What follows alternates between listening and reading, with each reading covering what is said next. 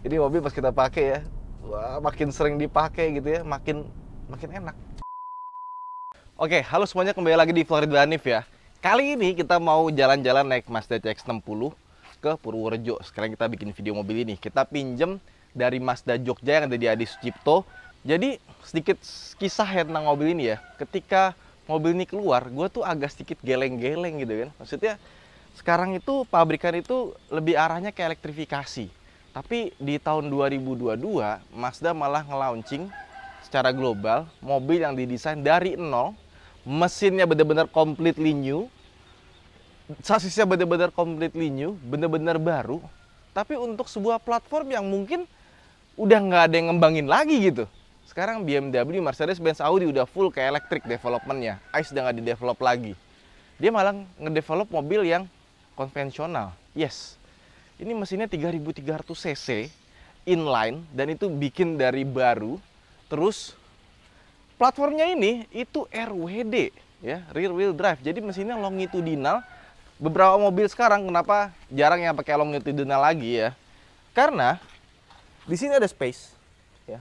Dia punya long bonnet, short nose. Jadi nose-nya pendek, bonetnya panjang. Biasanya mobil zaman sekarang itu dimentokin hampir kena ke pintu, depannya dibikin panjangnya naujubillah gitu kan. Biar interiornya lega. Jadi ini malah kayak mobil Jerman yang ultra luxury. Kayak misalkan S-Class 7 Series gitu kan. Dia punya long bonnet kayak gini atau sports car sekalian. Tapi ini kan bukan mobil ultra luxury ya. Dan lihat, belakangnya pun juga dibikin nggak terlalu panjang, pendek CX-60 ini. Ya, dan secara dimensi dia hampir 2 meter, 1,89 lebarnya, tapi panjangnya cuma 4,7, jadi nggak terlalu panjang. Ya, meskipun udah dipotong sama ini, jadi kita nggak bisa berharap interior yang luas banget gitu. Dan menariknya mesin ini, ya kita buka ya. Ini mesinnya rapi ya, kayak mobil-mobil Eropa.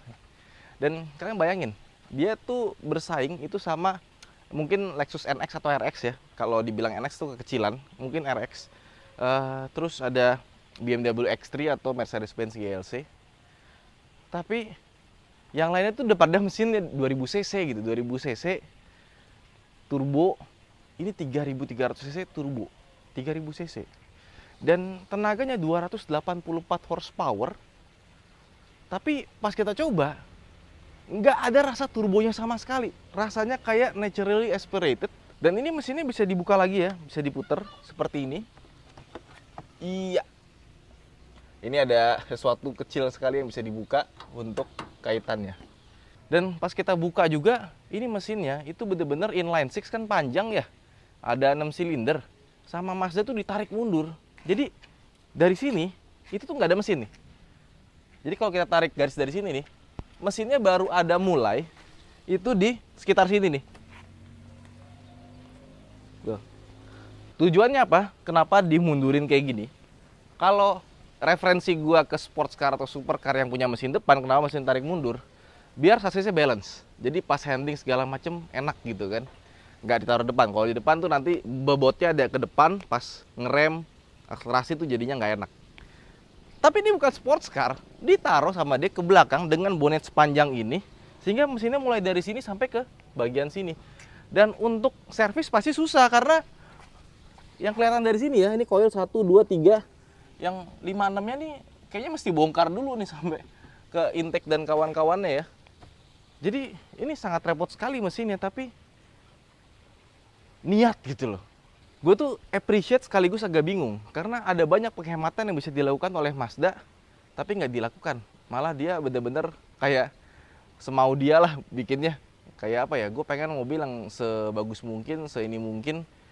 Ini mobil yang sangat-sangat idealis. Dan kalau kita lihat detail lagi, platform ini bener-bener Jerman banget gitu loh. Nih lihat. Dia pakai setup suspensi double wishbone dan tower suspensionnya itu ya, tower shock breakernya itu ditaruh miring masuk ke dalam.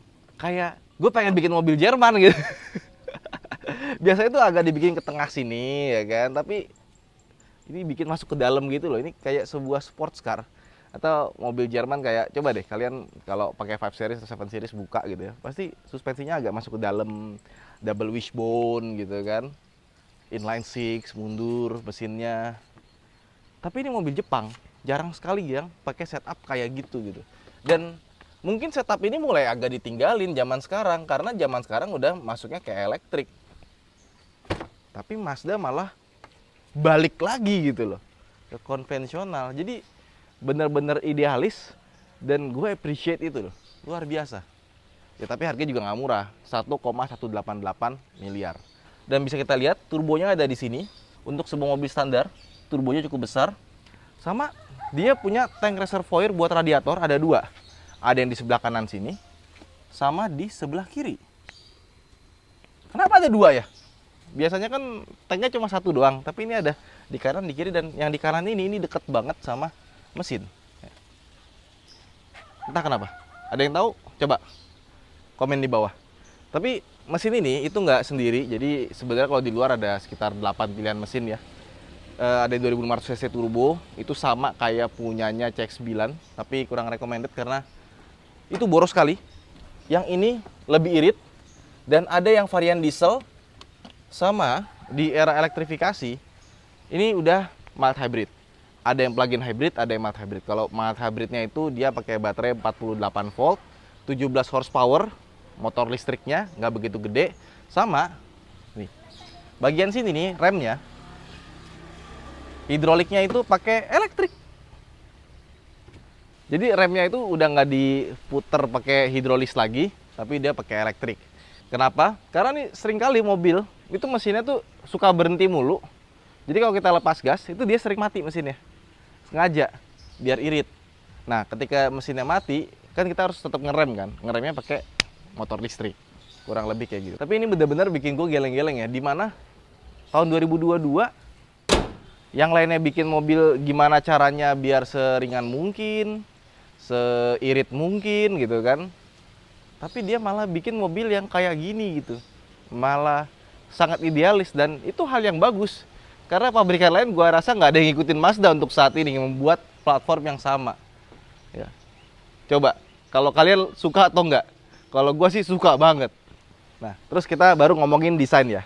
Kalau untuk desain, menurut gua desainnya untuk harga 1,2 M kurang terasa mahalnya sih. Tapi oke bentuknya, menurut gua masih mewah, bagus. Dan gue suka banget dia bannya pakai Toyo Proxes. Nah, ini jarang-jarang nih ada mobil pakai ban Toyo Proxes, dan ini adalah mobil impor dari Jepang. Ukurannya sendiri ini bannya 235/50 R20. Jadi bannya emang besar, dan di sini ada tulisan inline six. Asik.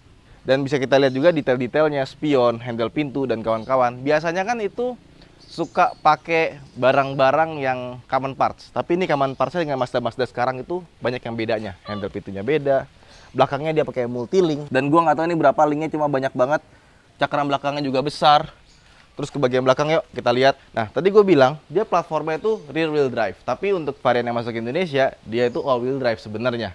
Nah, lampunya bentuknya seperti ini. Sekilas itu mirip kayak CX-5 ya, cuma lebih lebar. Oke, kita buka. Sudah elektrik, dan bagian belakangnya ini mewah sekali ya. Semuanya dilapis bludru, ada plastiknya lagi di sini, dan kita dapat separasi yang bisa ikut naik kalau misalkan kita buka pintu belakangnya. Di bagian bawah sini kita dapat ban serep dengan subwoofer. Jadi ada subwoofer dari Bose di atas ban serepnya ini, dan ban serepnya ini cuma temporary ya, jadi nggak bisa dipakai buat seterusnya. Termasuk juga peleknya warnanya kuning, kecil. Ada colokan 12 volt di sini. Nah, cuma ini sayangnya di bagian sini, ini buat ngelipet kursi tengahnya dia masih manual. Oke, sekarang kita masuk ke bagian tengah ya. Sekarang kita duduk di belakang. Di belakang ini lega ya. Kita dapat legroom gede, headroom gede. Kita tutup. Ini duduk di belakang sini, itu rasanya kayak duduk di BMW sih dibandingkan sebuah Mazda ya. Tapi emang Mazda dari dulu emang dia lebih mewah dibandingkan dengan mobil-mobil di kelasnya. Tapi yang ini itu mewah sekali. Ini kulitnya dia pakai Nappa leather, jadi lembut sekali, dan ada campuran Alcantara di sini. Dan Alcantaranya ini dibikin perforated, bolong-bolong. Kita dapat armrest kanan, kiri, enak, pas, lega. Cuma sayangnya untuk kursi tengahnya itu nggak bisa direbahin lagi. Ini juga empuk ya. Jadi kalau misalkan kita buat nyender itu enak sekali. Cuma sayang dia nggak dikasih blind di sini. Terus di sini ada lampu panoramic sunroof sampai ke bagian belakang, dapat AC di belakang juga. Terus di sini ada 2 buah USB Type C, di sini ada tempat penyimpanan, sama di sini ada cup holder yang nggak bisa ditutup. Oke, tapi sebenarnya main course-nya bukan di belakang, tapi di depan. Jadi ketika pintunya ditutup, langsung berasa ini bener-bener kedap suaranya tuh bagus. Padahal dia nggak pakai kaca yang double glass, tapi kacanya tebal banget. Jadi mungkin udah setara sama double glass. Ini peredaman kabinnya bagus banget, suara luar, suara kolong dan kawan-kawan. Itu bisa dibilang sangat-sangat minim. Udah kelasnya mungkin X5 ya, atau Mercedes-Benz tuh GLE. Udah bukan GLC lagi atau X3 dari kekedapan kabinnya. Cuma emang suara mesinnya itu masih dibikin masuk sama Mazda. Jadi kalau kita dengar suara mesin ya, wah, nggak akan ditemukan di mobil di kelasnya. Suara mesin itu kayak kalian pernah naik M3 atau M4. Nah, kurang lebih tuh gerungannya sama, gitunya tuh ada gitu. Tapi kalau M3 M4 tuh masih bisa naik lagi, RPM masih bisa agak sedikit melengking. Ini nggak bisa karena dia cuma sampai 6000 RPM. Jadi kayak misalnya kita lagi nge-rev M3 itu sampai 5000 RPM tuh ada suara gereng itu dapat gitu. Dan kayaknya sama Mazda itu sengaja dibikin masuk suaranya. Keren banget gitu. Jadi pas gue pakai jalan ngegas gitu, wah kok rasanya kayak kita bawa muscle car gitu kan. M3 M4 itu kan yang mulai pakai turbo itu kan rasanya ada sedikit muscle car-nya ya. Nah ini kejadian juga di mobil ini gitu, nggak ada rasa-rasa turbo encus-cus gitu, nggak ada sama sekali, completely zero. Bener-bener rasanya kayak mobil NA gitu pas kita dengar suara mesinnya. Lanjut, interiornya seperti yang gue bilang mewah sekali dan gue suka banget.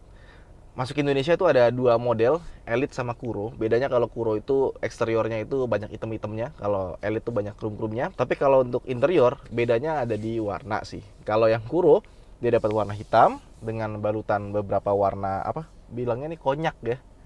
Nah, kalau yang Elite, gue lebih suka karena dalamnya warnanya putih dan putihnya terasa mewah sekali. Dan ini emang mobil rasanya premium sekali.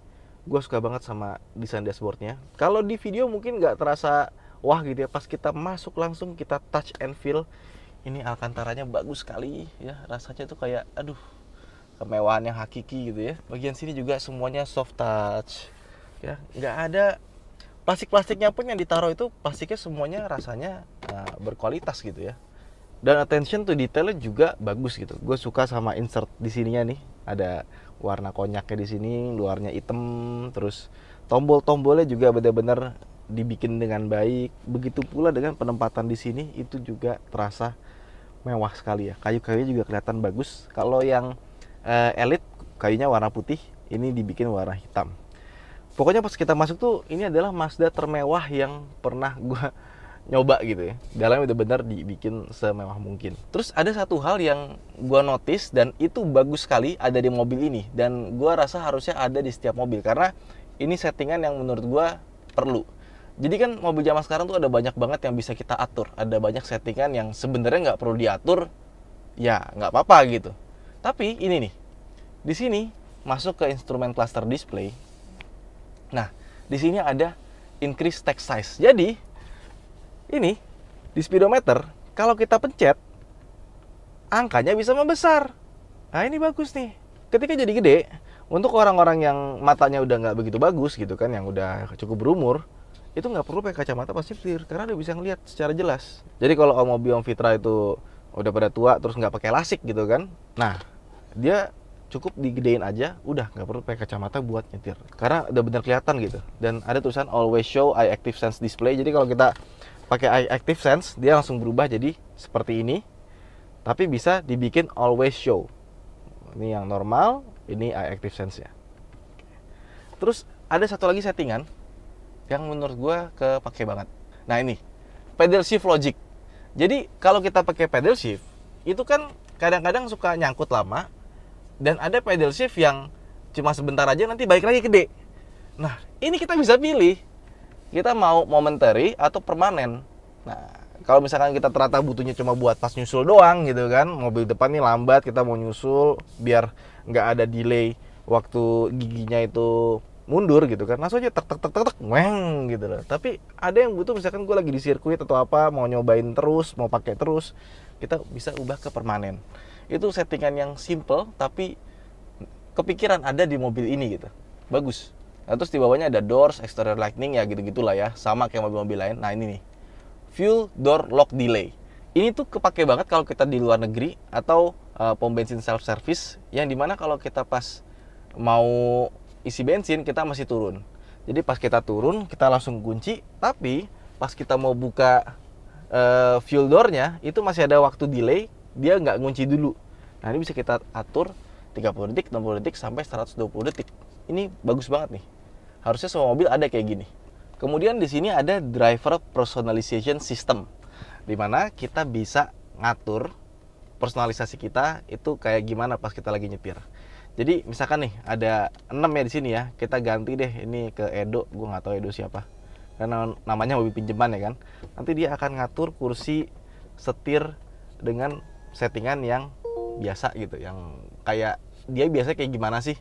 Nah itu akan di save sama dia. Tapi sebenarnya ini tuh udah banyak di beberapa mobil, Mercedes-Benz, BMW juga pas kita masuk kan suruh pilih profile ya. Nah cuma di Mazda ini lebih advance lagi, karena di sini kita bisa edit. Nah, kita ada bantuan posisi mengemudi ideal. Jadi ini yang dibanggakan sama Mazda. Katanya kita tinggal masukin tinggi kita berapa, 170 ya. Kalau Mobi sekarang jadi 174 dia, tingginya bertambah. Dulu awal-awal gua kenal sama dia bilangnya 170, sekarang dia nggak mau disamain sama gua. Nah, jadi untuk 170 ini menurut Mazda yang ideal tuh posisinya begini. Ya nggak salah sih, cuma kalau gua sukanya duduk tuh agak ke bawah, setir agak maju, ya, elektrik juga. Nah, ya ini soal kebiasaan kita aja sih ya. Tapi kalau gue senengnya yang kayak gitu. Di sini kita bisa edit driver profile ya. Terus kita ada redo driver recognition. Jadi kalau kita pencet ini, ya, the driver personalization system use facial recognition to associate your appearance with your driver profile. Remove sunglasses or the facial obstructions before continuing. Jadi pas kita masuk, nyalain mesin, dia tuh ada face recognition. Dia akan ngelihat muka kita, kayak kita lihat iPhone. Ya. Ketika dia ngelihat muka kita, oke, berarti dia tahu ini Ridwan yang bawa. Terus kalau misalkan istri gue yang bawa gitu ya, nanti dia ngenalin mukanya istri gue. Oke, dia langsung ngeset ke semua settingan yang ada di sini, kursi dan kawan-kawan itu berdasarkan yang duduk gitu. Mukanya dilihat sama dia. Oke, kita coba ya. Nah, drive recognition. Turn your head and alternate between looking at the left and right outside mirrors.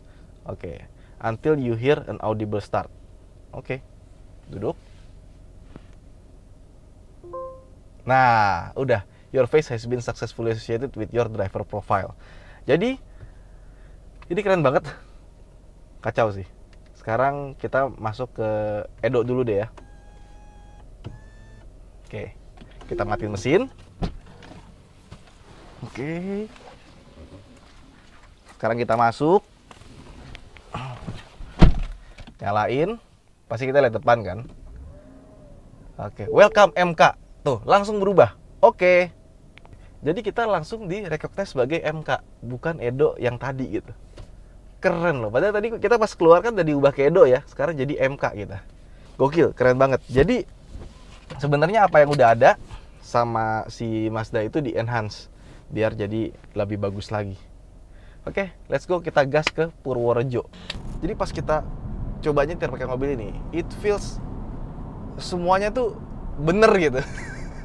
Mulai dari pas kita pegang setirnya, pedalnya, taruh tangan sebelah kiri kanan, sampai dia kursinya nggak terlalu sporty tapi udah bisa menopang badan kita dengan baik. Cuma emang kursinya nggak selembut itu ya, terutama bagian headrestnya. Tetap masih ada keras-kerasnya rasa mobil ya, again Eropa. Tapi yang paling enak adalah ketika lu menikmati mengemudi. Ketika kita ngelewatin jalan yang berkelok, kita misalkan lagi ke daerah kayak pegunungan segala macem, dan ketika kita butuh tenaga, kita tinggal injek gas. Suaranya itu aduh enak banget ini mobil. Tenaganya 280 horsepower dan torsinya 450 Nm, jadi kurang lebih kayak seperti torsinya mobil diesel. Tapi power delivery-nya itu kayak dia tuh lebih gede dari mesin inline 6-nya itu sendiri. Jadi kayak kita naik mobil V8 kali ya, power delivery itu benar-benar gitu, enak banget sih. Bukan yang paling kencang juga, 0 ke 100 sekitar 7 detikan, tapi power delivery-nya itu aduh enak banget, kayak mesin yang lebih gede dibanding itu gitu dari seharusnya. Beberapa mobil sekarang emang jadi 2000 cc turbo gitu ya. Jadi terasa tuh ketika di akselerasi tuh kayak dia ada rasa tergesa-gesa, tapi kalau ini benar-benar smooth kayak bawa mobil yang cc-nya lebih gede dibandingkan dengan seharusnya. Dan ini adalah mesin turbo, tapi nggak ada rasa turbonya sama sekali. Bener-bener rasanya kayak mobil NA. Nggak ada rasa turbo, kick-in-nya apa segala macemnya gitu, nggak ada. Dan dia punya transmisi, itu nggak sehalus itu. Masih ada kasar-kasar yang gue bilang. Dan kalau misalkan kita dari santai nih ya, kecepatan 60, RPM 1500, kita gaspol, sekarang 1, 2, 3, tek. Dia delay-nya agak sedikit lama. Dan pas dia turun, itu kerasa kayak dia turunnya tuh nggak langsung dia nge-skip. Jadi misalkan dia lagi gigi berapa nih? Kita coba kita di gigi 7, kita gaspol. Dia tuh kayak ada rasanya dari 7 ke gigi 3, itu nggak langsung 7 shift ke 3, kayak 7, 6, 5, 4, 3 baru masuk. Nah, makanya kalau kita mau benar-benar rasanya fun to drive dan kita mau nyusul, sebaiknya pakai pedal shifternya, atau kita pakai masuk ke mode sport. Ketika masuk ke mode sport, langsung respons transmisi, respons engine-nya berubah. Jadi yang tadi gue bilang itu masih ada rasa delay-nya pas lagi kita pakai normal. Ketika pakai ini kita jalan di 70, itu dia hampir 3000 rpm. Kita gas sekarang, langsung berubah cepet. Tapi nggak secepat itu juga, tetap masih ada. Jadi pedal shifter ini sangat membantu buat kalian yang pengen driving secara agresif. Karena kayaknya multiple clutch-nya itu dia nggak bisa ngejam dari gigi yang misalkan tadi kita pakai gigi 7, ini kan 8 speed ya. Dia mau turun ke gigi 3, dia tuh kayak perlahan tek baru bisa digas. Nah, kalau misalkan pakai pedal shift dia langsung. Tapi soul dari transmisinya, dari rasa perpindahan giginya, terus ada kasar-kasar ala-ala mobil zaman dulu yang pakai Matic SMG itu di kecepatan rendah tuh masih ada gitu. Dan beberapa kali mobil ini kita lepas gas, dia mesinnya mati. Jadi mild hybridnya dia cukup agresif dan mild hybridnya benar-benar halus ya. Jadi mild hybridnya tuh 17 horsepower, jadi cukup gede. Makanya ketika kita pakai itu, dia sering matiin mesin dan sebagainya. Cuma pas kita pakai harian gitu ya, mild hybridnya nggak ada rasa boostnya sama sekali. Nggak ada rasa kayak, oh ini mesin listrik nih yang ngegas nih. Kalau misalkan si Mazda mau, kayak misalkan gini, pas tadi kita injek gas, kan ada kosong nih. Itu harusnya si Mazda udah muter gerakin si smart motor generatornya buat ngasih rasa tarikan sedikit. Tapi kalau dikasih tarikan sedikit terus tiba-tiba lompat, itu nggak enak rasanya. Nah, sama Mazda tuh dibikin motor generatornya itu, yang mild hybrid tadi, ngikutin sama putaran mesinnya. Jadi rasanya top. Ini mobil pas kita pakai ya, wah, makin sering dipakai gitu ya, makin enak, makin mantep rasanya. Steeringnya bagus, body rollnya bagus gitu ya. Untuk mobil segede gini, ini body rollnya bagus banget. Jadi setiap kita belok, sharp corner apa semacamnya, dan suara mesin itu dibikin agak masuk gitu. Jadi rasanya tuh kayak kita connected sama si mobilnya gitu. Kalau kalian nih ya, udah nyobain GLC X3 gitu ya, udah nyoba nyetir nih ya, pasti langsung belinya pengen ini gitu. Nah, cuma lucunya Mazda adalah, si Mazda ini, dia nggak ngebikin mobil ini jadi brand lain gitu. Kalau menurut gue udah layak ya, karena kalau di Toyota nih pasti masuknya ke Lexus. Kalau di Honda nih pasti masuknya Acura. Kalau di Nissan pasti ini masuknya ke Infiniti. Tapi Mazda itu dulu pernah punya brand mewah namanya Amati, cuma 4 tahun doang, 91 sampai 94 atau 95 gitu ya. Habis itu mati karena tahun 90-an itu tahun-tahun terburuknya Mazda, dan mereka hampir menjual setengah perusahaannya itu ke Ford ya, gara-gara nggak bisa survive. Dan ketika itu juga di Jepang, Mazda tuh kebanyakan bikin brand waktu itu. Dia bikin AutoZen, dia bikin Evini. Makanya RX-7 tuh nggak semuanya Mazda, ada yang Evini RX-7, terus ada Yunos, ada satu lagi apa gitu. Jadi mereka bikin brand banyak banget buat setiap engineering itu dia punya target marketnya tersendiri, oh itu kata Mazda. Sampai akhirnya dihabisin semua, kembali lagi menjadi Mazda. Dan ketika dia buat CX-60, ini sebenarnya sudah bisa dibilang kayak Mazda versi Lexusnya, Mazda versi Acura-nya, Mazda versi Infinity-nya. Cuma dia tetap bertahan pakai logo Mazda. Ini mobil nice. Kalau untuk driving gue kasih nilai 9 dari 10 ya, bukan dari 100. Terus ketika kita ngomongin comfort ya, jujur mobil ini semakin kita kenceng, suspensinya akan terasa semakin nyaman. Tapi kalau kita pakai di jalan yang rusak, berlubang, apa segala macem, tetap masih berasa sih pas kita lagi pelan ya. Tetap nggak sempuk yang kalau Palisade tuh rasanya kan kayak ngapal gitu ya. Kalau ini nggak, ini masih rasanya connected, masih rasanya kakinya nempel, dan AWD-nya itu benar-benar bagus. Gue suka kenapa? Mungkin kalau buat dipakai off-road, ya kita harus tes. Tapi ketika dipakai di jalan biasa, kita belok, kita nikung, kita sambil bejek gas gitu ya, itu benar-benar nempel gitu loh. Dia ngasih torque factory-nya tuh ke 4 roda tuh benar-benar bagus buat cornering. Cakep. Rasanya kayak kita bawa sports car di dalam sebuah wujud SUV. Dan mobil ini itu ketika kita bawa ngebut, nggak terasa bawa ngebut, kayak kita bawa 120 itu rasanya kayak kita bawa 100. Jadi pas kita lagi bawa kencang di jalan tol gitu ya, itu rasanya mobilnya karena dia stabil, anteng gitu ya, kecepatan yang seharusnya itu jadi rasanya jadi lebih lambat. Sama kayak kita bawa mobil BMW atau Mercedes gitu kan, rasanya kan kita perasaan bawanya 120, tapi kenapa rasanya kayak lambat ya? Karena kita biasanya kalau di mobil lain 120 tuh rasanya udah kurang nyaman, udah lompat-lompat, udah terbang gitu ya. Nah ini bisa ada di mobil ini rasanya persis. Nah, tadi kita udah ngomongin soal driving dynamics dan kawan-kawannya ya, tapi emang ini mobil mesti nyoba sih, mesti nyetir baru kerasa gitu ya. Nah, ketika kita pakai biasa, ini mobil normal-normal aja ya, bagus-bagus aja, suspensinya enak-enak aja. Dan ada beberapa menurut gua yang harusnya bisa diimprove gitu. Kayak misalkan gini, dia layarnya itu nggak bisa dipencet-pencet aja, jadi cuma bisa lewat dari sini aja, dari dial. Dimana kalau kita pakai Android Auto atau Apple CarPlay itu agak susah dioperasikan ya pakai lingkaran-lingkaran ini. Tetap enakan dipegang sih, tapi gue ngerti karena Mazda itu kan dia concern banget sama safety ya. Jadi emang Mazda itu safety-nya biasanya di atas mobil Jepang rata-rata ya. Dan mobil ini waktu dites di Euro NCAP dapat top safety picks, jadi salah satu penghargaan ya buat yang hasilnya tuh bagus gitu. Jadi nggak cuma sekedar bintang 5 tapi masuk top safety picks. Ya jadi itu, karena terlalu mikirin safety jadi nggak bisa dipencet-pencet. Terus kalau kita mau pairing Bluetooth itu bener-bener HP kita sama mobil kita tuh bener-bener harus di-pay dan rem tangannya diangkat. Kalau rem tangannya nggak diangkat, dia nggak bisa diatur buat pairing Bluetooth-nya. Agak nyebelin. Dan kalau misalkan mau dijadiin touchscreen juga, menurut gua ini agak kejauhan ya. Jadi emang kayaknya didesain sama Mazda buat kita pakai puter-puteran kayak gini, seperti BMW iDrive. Yang sekarang BMW aja udah pakai touchscreen gitu. Terus dia Apple CarPlay-nya belum pakai wireless ya, masih pakai kabel. Dan mobil ini AC-nya itu kalau kita pakai di macet-macetan sering nggak dingin, karena kalau mesinnya mati, AC-nya juga ikut mati. Kompresornya belum pakai kompresor elektrik. Jadi yang kompresornya elektrik itu di varian PHEV, plug-in hybrid electric vehicle, di mana dia punya motor listrik dan dia punya baterai. Itu dia lebih gede, 17 kW.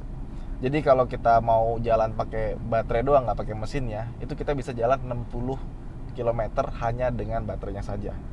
Nah, by the way, dari tadi kita bawanya cukup agresif. Sekarang kita mau bawa jalan santai. Ini masih 57 km lagi sampai Purworejo. Kita akan berangkat ke sana terus pulang. Sekarang kita ini aja dulu. Kita reset. Nah, kira-kira kita bakal dapat berapa kilometer per liter? Karena menurut teman-teman yang udah pada coba, mobil ini itu punya konsumsi bahan bakar yang sangat bagus. Bahkan katanya lebih bagus dibandingkan dengan mesin 2400 cc NA. Ya, sekarang adalah hari kedua. Kelihatan ya bajunya beda ya. Dan kita udah pulang dari Kutoarjo. Terus kemarin, sebenarnya hari ketiga deng, karena kemarin gue pakai mobil ini jalan-jalan sama keluarga di dalam kota. Kemarin waktu nyampe ke Klaten kita dapat 111 ya kan? Sekarang jadi 1 liter untuk 10,4 km per liter ya, karena dalam kota banyak berhentinya, banyak ngegas ngerem. Asik ya, ternyata nggak seboros itu loh. 3300 cc 6 silinder, pasti kalian ngiranya itu bakalan 18, 19. Ini masih bisa dapat 111, 110 ya. Jadi ternyata meskipun dia cc-nya besar, silindernya banyak, menurut gua rasanya masih sama kayak kita bawa CR-V 2400 atau X-Trail yang 2500 cc. Ya bukan kelasnya sih, cuma konsumsi bahan bakar ternyata nggak seburuk itu ternyata. Kalau di tol pasti bisa lebih irit lagi, karena kemarin bawanya ganti-gantian dan banyak nyusulnya ya. Tapi so far menurut gua ini konsumsi bahan bakar yang masih sangat wajar untuk mobil segede ini gitu. Oke, lanjut. Audionya dia pakai 13 speaker dari Bose. Biasanya Bose itu dia kelasnya kan kayak di bawah Harman Kardon ya. Jadi kalau misalkan Bose itu biasanya dia pakai Stargazer, Creta, atau mungkin Mazda CX-5 ya, suaranya bagus, tapi bukan yang bagus banget gitu ya. Tapi Bose yang ini itu beda. Ini Bose-nya kayak sekelas kayak Harman Kardon gitu. Dia audio pilotnya bagus, suaranya senternya bisa bagus banget, terus suara bassnya juga empuk. Pokoknya suaranya bagus lah, beda sama Bose-Bose yang kita kenal, karena speakernya juga beda sih. Terus sama tempat penyimpanan, mobil ini seperti layaknya mobil Eropa, tempat penyimpanannya itu nggak terlalu pinter dan nggak terlalu banyak. Kayak contohnya misalkan di sini cuma kita dapat wireless charging ya. Terus di sini ada 2 buah cup holder. Sama di bagian sini dia bisa dibuka kanan kiri tapi nggak terlalu besar, karena di bawahnya ini ada transmission tunnelnya. Jadi transmisinya itu ada di bawah sini sebenarnya, makanya dia nggak dapat penyimpanan yang gede. Door trim cukup besar, tapi ya udah gitu aja. Di dashboard ini nggak ada tempat penyimpanan yang pinter menurut gua. Khas mobil-mobil Jerman atau Eropa gitu ya, tempat penyimpanannya nggak terlalu banyak. Tapi semua tempat penyimpanannya itu dikasih alas yang mewah ya. Kayak misalkan di bagian sini itu bludrunya tebel banget ya. Terus di bagian cup holder sini juga ada karetnya. Jadi pas kita pegang touch and feel-nya dari interiornya, itu bener rasanya tuh mobil premium, mobil luxury. Bukan Mazda yang kita kenal biasanya. Tapi Mazda yang kita kenal aja tuh udah mewah banget gitu loh untuk mobil di kelasnya ya. Misalkan kita bandingin CX-5 sama CR-V gitu ya, sama X-Trail, udah berasa gitu kelasnya beda si CX-5. Nah ini itu di atasnya lagi. Head-up display-nya sederhana tapi jelas. Sama kalau misalkan kita sambungin Android Auto, Apple CarPlay pakai peta, dia ada arahnya juga. Speedometernya, walaupun dia sudah full digital, tapi desainnya itu dia lebih kayak elegan dan nggak banyak gimmick aneh-aneh. Cuma info, gantinya cuma gitu doang, iActive Sense status, terus dimatiin. Udah, kilometer per liter sama iActive Sense-nya doang. Sama kalau kita pencet ini, tampilannya berubah jadi siap untuk pakai Dynamic Radar Cruise Control, DRCC, kalau kata Toyota. Jadi nggak ada banyak gimmick, padahal bisa dimasukin gimmick. Bagus sih, jadi kelihatannya menurut gue jadi elegan ya. Kalau kebanyakan gimmick, elegannya jadi hilang. Tapi yang paling gue suka naik mobilnya adalah, mungkin teman-teman akan bertanya gitu, enakan mana sih Palisade segala macam. Gue bilang kalau Palisade itu enaknya buat di tol, buat jarak jauh keluar kota gitu ya, itu enak banget bandingkan suspensinya. Kalau ini masih agak sedikit keras, tapi mobil ini jadi mobil yang the best kalau misalkan kalian mau ke daerah-daerah kayak Puncak atau mau ke Lembang yang jalannya berbukit, naik turun, terus belok-belok gitu. Kalian ngerasain driving dynamics-nya, mobil ini enak banget. Dan kalau kita pakai nyusul juga soul mesinnya keluar, ya ada erangannya, kaki-kakinya juga benar-benar mendukung lah. Jadi pas kita naik mobil itu rasanya ya sedynamic itu. Tapi sebenarnya ada pabrikan mobil yang sama ngelakuin kayak Mazda. Dia bikin mobil dengan basic rear wheel drive, mesin 6 silinder dengan kayak kaki depannya pakai double wishbone. Mau dibikin kayak BMW, Mercedes-Benz banget lah. Namanya Kia Stinger. Tapi Kia Stinger gagal karena yang beli sedikit, walaupun di banyak review itu dipuji-puji. Nah semoga nggak kejadian di Mazda, karena Mazda ngebuat mobil ini sebagai SUV, di mana peminatnya lebih banyak dan SUV itu lebih praktikal. Tapi menurut Mazda sendiri mau bikin mobil ini dalam versi sedannya. Nah kira-kira apakah akan bernasib sama seperti Kia Stinger atau enggak? Semoga enggak ya.